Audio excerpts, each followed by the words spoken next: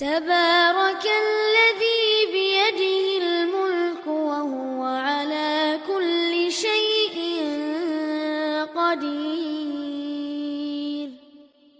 الذي خلق الموت والحياة ليبلوكم أيكم أحسن عملا وهو العزيز الغفور. الذي خلق 7 سماوات